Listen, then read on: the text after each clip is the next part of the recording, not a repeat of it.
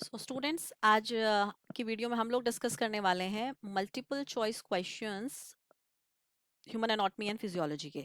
आपके final examinations के लिए ये वीडियो हेल्पफुल हो सकती है, तो एक बार अच्छे से इसको देखते हैं कि कौन कौन से पॉसिबल एमसीक्यूज हो सकते हैं जो हमें रेडी करने हैं। तो चलिए, सबसे फर्स्ट क्वेश्चन है आपका। The first question is daily secretion of gastric juice from the gastric secretory glands.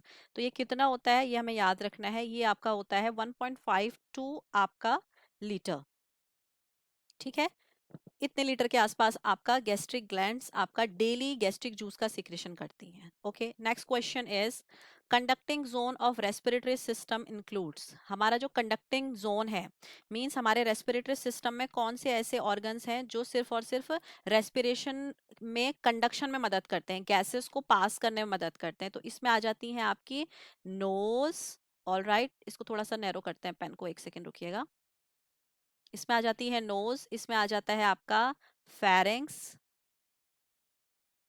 इसमें आ जाता है लैरिंग्स, ठीक है, और इसमें आ जाती हैं आपके ट्रैकिया।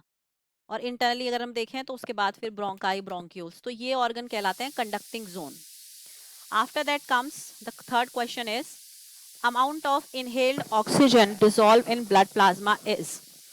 जब आप रेस्पिरेशन के थ्रू ऑक्सीजन को इनहेल करते हैं तो कितना ऑक्सीजन आपके ब्लड प्लाज्मा में जाता है।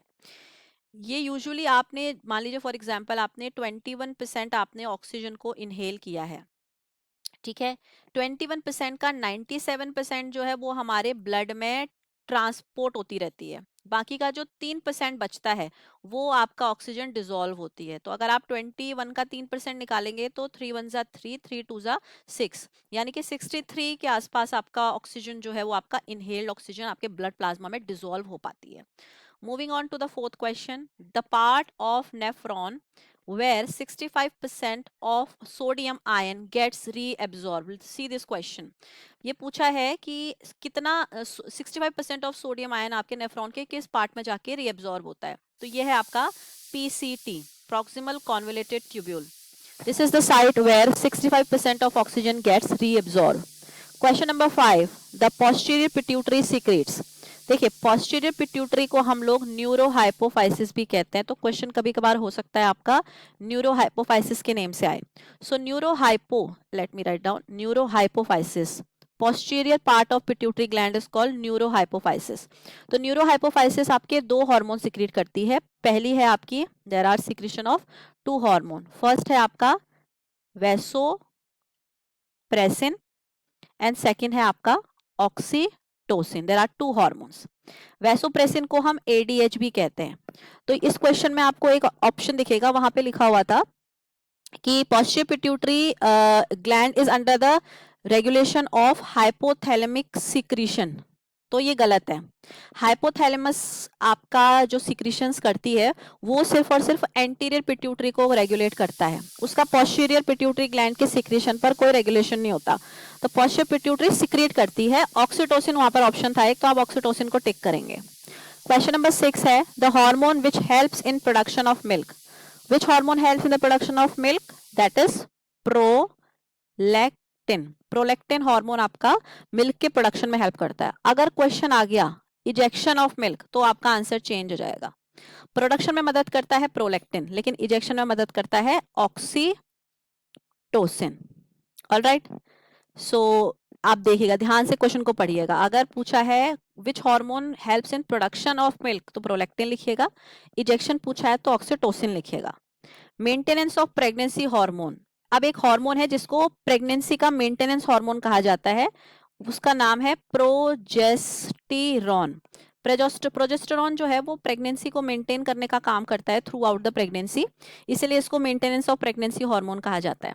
Next question is 8th question, corpus luteum is formed from dead what. इसका आंसर है ग्राफियन फॉलिकल्स। जो ग्राफियन फॉलिकल्स होती हैं जब वो रप्चर कर जाती हैं तो जो रिमेनिंग पोर्शन बचता है उसे आप कहते हैं कॉर्पस ल्यूटियम। ठीक है, ये भी बाद में डीजनरेट होके कन्वर्ट हो जाता है कॉर्पस एल्बिकांस में, राइट। और ये कॉर्पस ल्यूटियम ही है जो प्रोजेस्टेरॉन का सिक्रेशन करता है, तो ध्यान रखिएगा क्वेश्चन का। Next question, the fertilization of ovum takes place in, इस क्वेश्चन को इस तरीके से भी फॉर्मुलेट किया जा सकता है, साइट ऑफ फर्टिलाइजेशन बताइए। मतलब ये पूछ रहे हैं कि जो एग है वो कहाँ पे फर्टिलाइज होता है, मींस एग का और स्पर्म का जो फ्यूजन है वो कहाँ पर होता है। तो बच्चों ध्यान रखिएगा, ये होता है आपका फेलोपियन ट्यूब्स में। फेलोपियन ट्यूब अगर ऑप्शन होगा तो उसे टिक कर दीजिएगा। फेलोपियन ट्यूब को ही कभी हम लोग ओविडक्ट के नाम से भी जानते हैं, तो हो सकता है ओविडक्ट के नाम से उन्होंने ऑप्शन में दिया हो सकता है फेलोपियन ट्यूब के नाम से दिया हो, तो आप ऑप्शन देखकर इसको चूज कर लीजिएगा, ठीक है। नेक्स्ट क्वेश्चन है आपका, abnormal males with 2 or more X chromosomes are called. देखिए मेल के अंदर यूजुअली क्या होना चाहिए, एक्स वाई क्रोमोसोम्स होने चाहिए, ऑल राइट। पर क्या होता है, कुछ मेल्स के अंदर कुछ क्रोमोसोमल डिसऑर्डर्स होते हैं जिसमें उनके अंदर एक्स क्रोमोसोम कभी एक एक्स्ट्रा आ जाता है और कभी कभार एक से ज्यादा आ जाते हैं। सो इस तरीके के मेल्स को हम कहते हैं, उनको क्लिन फिल्टर सिंड्रोम है, clean filter syndrome, all right. अच्छा यहाँ से एक और चीज आप लोग ध्यान रख लीजिए, अगर मान लीजिए एक वाई क्रोमोसोम जो है वो एब्सेंट हो गया है और उनका जो क्रोमोसोमल मेकअप आ रहा है वो एक्स ओ आ रहा है, तो इस सिंड्रोम को कहते हैं टर्नर सिंड्रोम, TURNER, ये भी ध्यान रखिएगा। या क्वेश्चन ऐसे फॉर्मुलेट हो गया कि दो क्रोमोसोम रिलेटेड डिसऑर्डर बताइए मेल्स के अंदर, तो एक आप बता दीजिएगा क्लेनफिल्टर सिंड्रोम, एक बता दीजिएगा आप टर्नर सिंड्रोम, एक और होता है डाउन सिंड्रोम। तो आप 3 क्रोमोसोमल डिसऑर्डर का नाम याद कर लीजिए, Klinefelter, Down and Turner. Next question is question number 11, fertilisation of egg और ओवम टेक्स प्लेस इन। ये पूछ रहे हैं कि फर्टिलाइजेशन कहाँ पर होता है। अच्छा ये क्वेश्चन हम कर चुके हैं ऑलरेडी। फर्टिलाइजेशन कहाँ पर होता है ये हमें पता है, ये होता है हमारा फेलोपियन ट्यूब्स में, या इन्हीं को हम किस नाम से जानते हैं, ओविडक्ट। इनका क्या काम होता है फेलोपियन ट्यूब्स का, इनका काम होता है ओवरी से आए हुए एग को यूट्रस तक ले जाना, ठीक है। अगर उस दौरान कहीं से स्पर्म आ गया तो जो एग है वो फेलोपियन ट्यूब में फर्टिलाइज हो जाता है, फिर फर्टिलाइज्ड एग आपका यूट्रस तक जाता है। Question number 12, which part of brain regulates balances and posture. देखिए हमारी बॉडी में जो भी बैलेंसिंग का काम है उसको रेगुलेट करने के लिए आपके ब्रेन का जो सेरिबेलम है, इसको बैलम को ध्यान रख लीजिए, बैलम से बैलेंस रिलेट कर लीजिए आप। सो सेरिबेलम ऑप्शन में होगा वहां पे सेरिब्रम, तो कंफ्यूज नहीं करना है, brum is not the answer, bellum, cerebellum is the portion of your brain which regulates the balance and posture of your body. Question number 13, bile is necessary for digestion of, bile is very important for the digestion of fats, ठीक है। इसको आप ऐसे भी ध्यान रख सकते हैं, एक मेडिसिन की कैटेगरी होती है जिन्हें कहते हैं हम बाइल सिक्वेस्ट्रेंट। तो बाइल सिक्वेस्ट्रेंट दिए जाते हैं जिनको भी ओबेसिटी होती है, जिनके बॉडी में फैट ज्यादा होता है, तो उनको अपना फैट कम करने के लिए बाइल सिक्वेस्ट्रेंट्स दिए जाते हैं। बाइल सिक्वेस्ट्रेंट्स क्या करते हैं, बाइल के सिक्रेशन को एनहांस कर देते हैं, तो खूब सारा बाइल निकलता है, और बाइल जितना ज्यादा निकलेगा उतना ज्यादा फैट आपका डाइजेस्ट होगा, तो it helps in reduction of fat. Next है आपका 14 क्वेश्चन, आइलेट ऑफ लेगरहेंस सिक्रीट्स। हमारे जो पेनक्रियास के अंदर आइलेट्स ऑफ लेगरहेंस होते हैं वो क्या सिक्रीट करते हैं, वो हार्मोन सिक्रीट करते हैं, ठीक है। ऑप्शन में आप देख लीजिए, लेगरहेंस सिर्फ 2 हार्मोन सिक्रीट करता है, एक करता है आपका इंसुलिन और एक करता है आपका ग्लूकागन, ठीक है। लेगरहेंस की जो बीटा सेल्स होती हैं वो इंसुलिन सिक्रीट करती हैं, अल्फा सेल्स जो होती हैं वो ग्लूकागन सिक्रीट करती हैं। तो आप ऑप्शन में देख लीजिएगा, आइलेट्स ऑफ लेगरहेंस सिक्रीट्स में अगर इंसुलिन है ऑप्शन में तो आप इंसुलिन वहां पर आप टिक करेंगे। Question number 15, which one of the following is not a energy giving food. Option में आपका दिया होगा carbohydrate, protein, fats, vitamin and minerals, तो आप लिखेंगे विटामिन एंड मिनरल्स, क्योंकि मिनरल्स का कोई भी एनर्जी प्रोडक्शन में काम नहीं होता, ये सिर्फ बायोकेमिकल रिएक्शन में इन्वॉल्व होते हैं, they do not impart any energy to your body. On the other hand carbohydrate से भी आपकी बॉडी में एनर्जी आती है, ठीक है। आपकी बॉडी में फैट सबसे ज्यादा एनर्जी देते हैं, उसके अलावा प्रोटीन्स भी आपकी बॉडी में एनर्जी देते हैं, ये तीनों एनर्जी देने वाले हैं, पर vitamin and minerals are not energy giving food.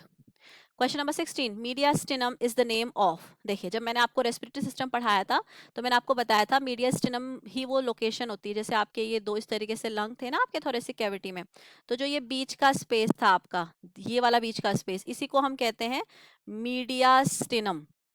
ये क्वेश्चन पूछा गया है कि मीडियास्टिनम किसका नेम है, तो ये थोरेसिक कैविटी का जो बीच का डिवीजन है उसे कहते हैं, तो आंसर लिखेंगे आप, it's a division of thoracic cavity, all right। और इससे एक और क्वेश्चन आ सकता है, हार्ट जो है वो कहाँ लोकेटेड होता है, तो आप आंसर में देख लीजिएगा, मीडियस्टिनम अगर लिखा है तो मीडियस्टिनम will be the more appropriate answer for location of heart. Next question is PO2 stands for, या आप पूछ सकते हैं PO2 का फुल फॉर्म बताइए, तो P stands for partial pressure and O2 stands for oxygen. So इसका फुल फॉर्म हो गया पार्शियल प्रेशर ऑफ ऑक्सीजन। ठीक है। नेक्स्ट क्वेश्चन है ट्राइगोन किसका पार्ट है, तो बच्चों ट्राइगोन जो है वो यूरिनरी ब्लैडर का पार्ट होता है ना। जब हमने एक्सक्रीटरी सिस्टम पढ़ा था तो हमने देखा था ये हमारा यूरिनरी ब्लैडर था जो कि ट्राइगोन शेप का होता है। ठीक है। यहाँ से आपका किडनी से आपका निकल के आता है यूरेटर, और वो कहाँ एंटर करता है आपके, वो एंटर करता है आपके ब्लैडर में। तो ब्लैडर के बाद आता है आपका यहाँ पे यूरेथ्रा, तो ये bladder is a trigon. Okay. तो यहाँ पर आप लिखेंगे यूरिनरी ब्लैडर, जहाँ पे ब्लैडर ऑप्शन होगा उसको टिक करिएगा। Question number 19 is Henle loop किस शेप का होता है, तो मैंने आपको बताया था आपकी जो हेयर पिन होती है, हेयर पिन किस शेप की होती है, यू शेप की होती है ना। तो हेनले लूप भी किस शेप का होता है, हेयर पिन, या फिर कहें अगर हेयर पिन होगा तो हेयर पिन को टिक कर दीजिएगा, अगर उन्होंने U V X Z करके पूछा होगा अलग अलग तो आप देख लीजिएगा यू शेप का होता है हमारा जो लूप ऑफ हेनले होता है, इस तरीके से होता है ना, इस तरीके से होता है। इससे आगे PCT होता है, इससे पीछे DCT होता है। Question number 20 which one does not get reabsorb from renal tubule. वहां ऑप्शन में कहीं पे सोडियम लिखा होगा तो सोडियम तो रीअब्सॉर्ब होता है बच्चों, ये हमने पढ़ा था। पानी लिखा होगा, पानी भी रीअब्सॉर्ब होता है। फॉस्फेट लिखा होगा, वो भी एब्जॉर्ब होता है। हाइड्रोजन आयन लिखा होगा, वो भी रीअब्सॉर्ब होता है। एक लिखा होगा उन्होंने यूरिया, तो urea is the answer because urea does not get reabsorb. ठीक है, तो आप यूरिया लिख के आएंगे। यूरिया का फॉर्मूला होता है NH2CO NH2। ठीक। Question number 21 a gland which disappears in adult but active during childhood. कौन सी ग्लैंड है जो आपका बड़े होने पर आपका 25 ईयर्स तक आने आने तक वो डिसअपेयर हो जाती है, पर बचपन में वो बहुत एक्टिव रहती है, उस ग्लैंड का नाम है थाइमस। थाइमस ग्लैंड ऐसी ग्लैंड है जो हमारे बड़े होने होने तक का डिसअपेयर हो जाती है। इसका रोल कहाँ है, इसका रोल है इम्यूनिटी इम्पार्ट करने में। ठीक है, इम्यूनिटी प्रोवाइड करने का काम करती है ये ग्लैंड। तो जैसे जैसे हम बड़े होते हैं तो हमारी एक्वायर इम्यूनिटी डेवलप हो जाती है, सो वहां पर फिर इस ग्लैंड का कोई रोल नहीं रहता है, इसीलिए डिसअपेयर हो जाती है। बट बच्चों में ये बहुत प्रोमिनेंट रहती है, बहुत एक्टिव रहती है। Moving on. Question number 22 renin is secreted from. Renin बच्चों किडनी से निकलने वाला एक हार्मोन है। ठीक है। आप क्वेश्चन ऐसे पूछ सकते हैं, इस क्वेश्चन को दूसरे तरीके से पूछा जा सकता है, किडनी से निकलने वाले दो हार्मोन्स के नाम बताइए। तो एक तो हो गया आपका रेनिन और दूसरा हो गया आपका इराइथ्रोपोइटिन। ये भी क्वेश्चन पूछा जा सकता है। तो इराइथ्रोपोइटिन क्या है, इराइथ्रोपोइटिन भी आपका किडनी से निकलने वाला हार्मोन है जो कि आपका आरबीसी की सिंथेसिस में मदद करता है। All right. और रेनिन जो है ये हमारे ब्लड प्रेशर के रेगुलेशन में इंपॉर्टेंट रोल प्ले करता है। अच्छा, कभी कभार ये क्वेश्चन पूछ लेते हैं आपका कि जो जीजे सेल्स हैं, सॉरी, आपकी जीजे सेल्स हैं वो क्या हैं। तो जीजे सेल्स क्या होती हैं, जी फॉर आपका होता, सॉरी, ये होता है आपका JG। जे होता है आपका जक्स्टा और जी होता है आपका ग्लोमेरुलर। ठीक है। तो जीजे सेल्स कहाँ लोकेटेड होती हैं, सो जीजे सेल्स आप पूरा नाम इसका जानते होंगे तो आपको पता चल जाएगा, ग्लोमेरुलर है इसका पूरा नाम, जक्स्टा ग्लोमेरुलर। तो ये आपका किडनी में प्रेजेंट होते हैं। ठीक है। नेक्स्ट आता है आपका, यही इस हार्मोन का सिक्रीशन भी करते हैं। Question number 23 pineal gland is responsible for secreting what. So pineal gland secret करती है मेलाटोनिन नाम का एक हार्मोन, जो कि क्या करता है, जो कि हमारी बायोलॉजिकल क्लॉक को रेगुलेट करता है। हमारी जो स्लीप साइकिल है उस स्लीप साइकिल को रेगुलेट करने का काम करता है मेलाटोनिन। इसके साथ कंफ्यूज मत करिएगा, इसी से मिलता जुलता एक और हार्मोन आता है मेलेनिन। ठीक है, कंफ्यूज नहीं करना है, ऑप्शन में हो सकता है मेलेनिन भी दिया हो। मेलेनिन जो है ये पिगमेंटिंग हार्मोन है, ये हमारे स्किन के पिगमेंटेशन के लिए रिस्पॉन्सिबल होता है। ठीक है। हमारी स्किन का जो भी कलर है, चाहे हमारी स्किन का कलर व्हाइट है, चाहे हमारी स्किन का कलर डार्क है, तो आप इसका पीछे आंसर देखेंगे मेलेनिन है। मेलेनिन जितना ज्यादा होगा स्किन का कलर उतना डार्क होता है, जितना कम होगा उतना स्किन वाइट होती है। यानी कि जो आपके जितने भी ब्रिटिशर्स हैं वो वाइट हैं इन कलर, उनका स्किन का कलर वाइट है, इसका मतलब उनमें मेलेनिन जो है वो कम होता है secrete. Moving on to the question number 24, the typical value for resting membrane potential is, ये मैंने आपको बताया है, ये होता है -70 मिली वोल्ट का। Resting membrane potential is -70 millivolt. अच्छा, इसी से एक और क्वेश्चन फ्रेम हो सकता है। रेस्टिंग मेम्ब्रेन पोटेंशियल तो इतना है, क्वेश्चन पूछ सकते हैं कि एक्शन पोटेंशियल कितना होता है या एक्टिव पोटेंशियल कितना होता है मेम्ब्रेन का, तो वो होता है आपका +30 मिली वोल्ट, यानी कि बढ़ जाता है। रेस्टिंग मेम्ब्रेन पोटेंशियल से ज्यादा होती है एक्शन पोटेंशियल की value.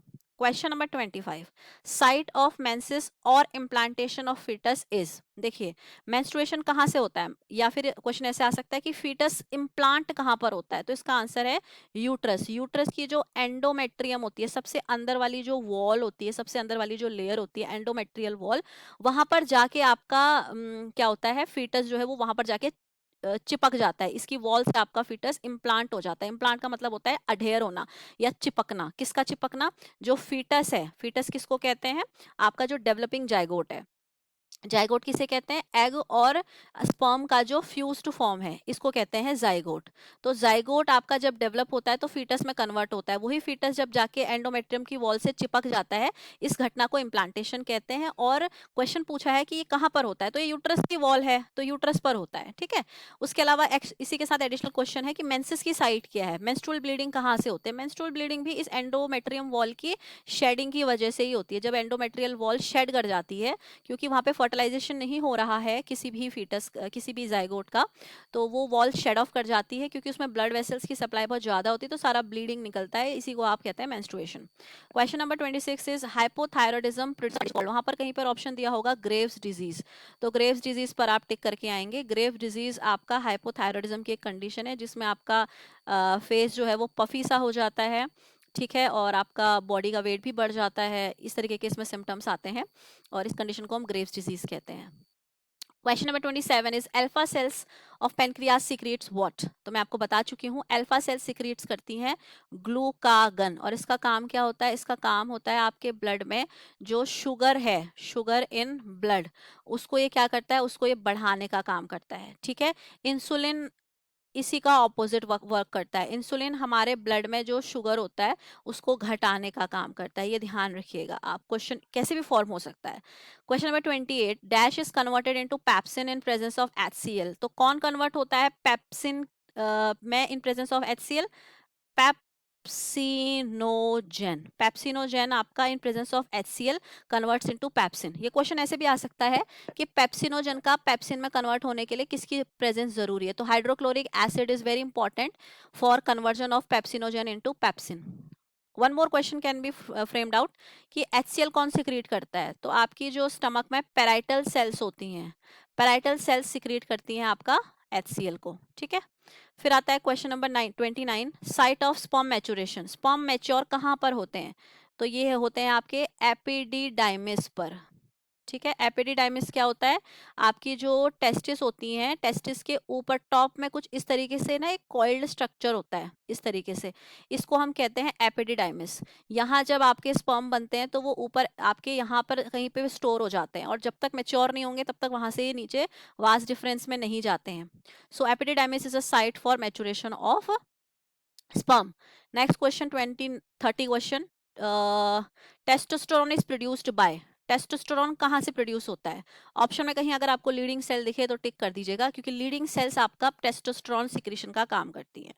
Question number 31 can be location of Sertoli cells, Sertoli cells कहाँ पाई जाती हैं, तो सर्टोली सेल्स आपको पता है आपके जो टेस्टिस होते हैं, उन टेस्टिस के अंदर आपका जो, अगर टेस्टिस है ऑप्शन में तो टेस्टिस टिक कर दीजिएगा, अगर टेस्टिकुलर लोब्यूल्स लिखा है तो भी सही है, वो लिख दीजिएगा।